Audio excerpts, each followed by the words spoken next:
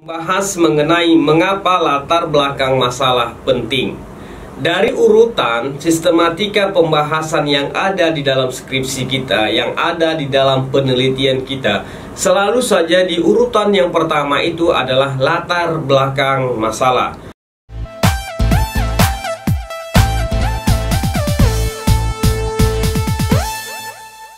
Assalamualaikum warahmatullahi wabarakatuh. Salam cerdas. Topik kita kali ini akan membahas mengenai mengapa latar belakang masalah penting. Dari urutan sistematika pembahasan yang ada di dalam skripsi kita, yang ada di dalam penelitian kita, selalu saja di urutan yang pertama itu adalah latar belakang masalah. Kenapa ini diurutkan di urutan yang pertama? Karena memang ini adalah sesuatu hal yang sangat penting sekali untuk dikaji. Sesuatu yang sangat penting sekali untuk diambil perhatian yang lebih di latar belakang masalah ini. Lantas apa saja hal yang penting tersebut? Yang pertama adalah dari latar belakang masalah itu akan terlihat masalah secara rinci. Nah, oleh karenanya ketika Anda mau menyusun latar belakang masalah, ini harus mempunyai keterkaitan antara satu kalimat dengan kalimat yang lain, antara satu paragraf dengan paragraf yang lain. Tidak boleh ini ada kontra atau tidak boleh ada ketidaknyambungan antara satu paragraf dengan paragraf yang lain. Nah, jadi tidak seperti yang kita copy paste, ambil di sana, kemudian paste di sini, ambil di sana lagi, paste di sini.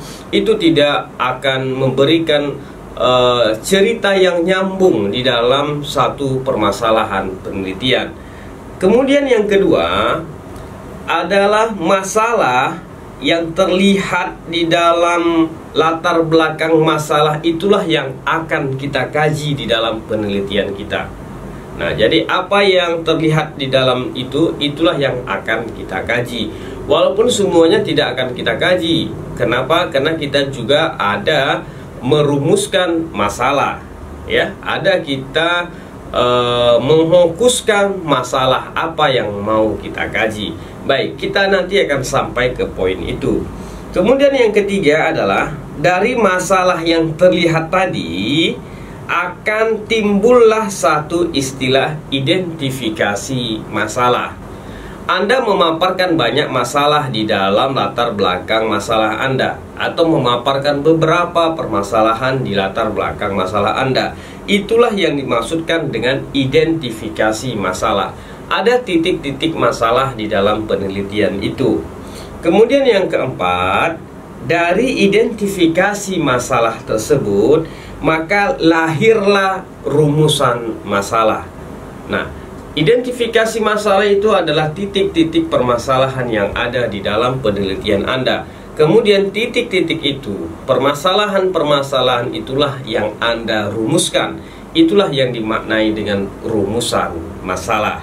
Nah, sampai di sini sudah sangat membuktikan sekali bahwasanya latar belakang masalah itu adalah sesuatu hal yang tidak bisa dianggap sebelah mata, tidak bisa dianggap enteng saja di dalam mengerjakan latar belakang masalah ini. Jadi harus serius sekali.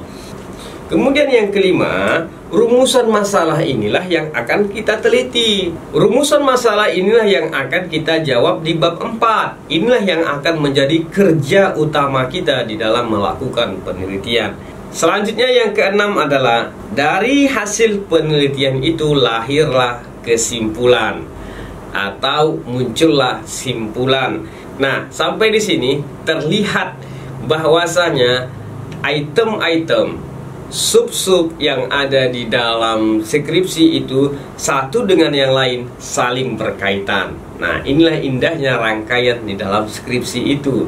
Jadi ketika kita mau menulis skripsi, kita sudah bisa melihat atau kita sudah bisa membaca, oh ini skripsinya, oh bagus ini gitu kan, ini ceritanya bagus. Dari mana kita melihatnya? Dari latar belakang masalah itu sudah tergambarkan semuanya. Kemudian yang ketujuh, ada pertanyaan khusus mengenai latar belakang masalah pada seminar proposal skripsi Anda ataupun nanti pada saat sidang skripsi.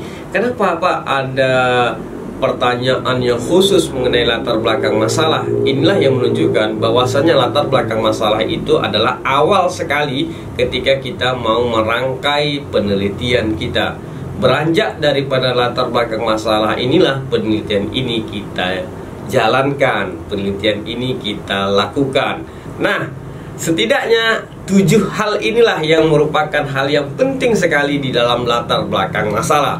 Jadi pesan saya kepada Anda pejuang skripsi Indonesia, ketika Anda menulis latar belakang masalah, tulislah dengan serius. Jangan asal copy paste saja dari penelitian yang lainnya atau dari file-file yang Anda dapati. Karena setiap penelitian itu pasti memiliki perbedaan mengenai latar belakang masalahnya ataupun mengenai identifikasi masalah sampai nanti kepada rumusan masalahnya. Mudah-mudahan video ini bermanfaat bagi Anda dan semoga menambah wawasan Anda di dalam menulis skripsi Anda itu.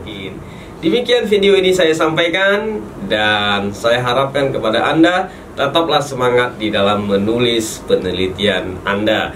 Wassalamualaikum warahmatullahi wabarakatuh dan salam cerdas.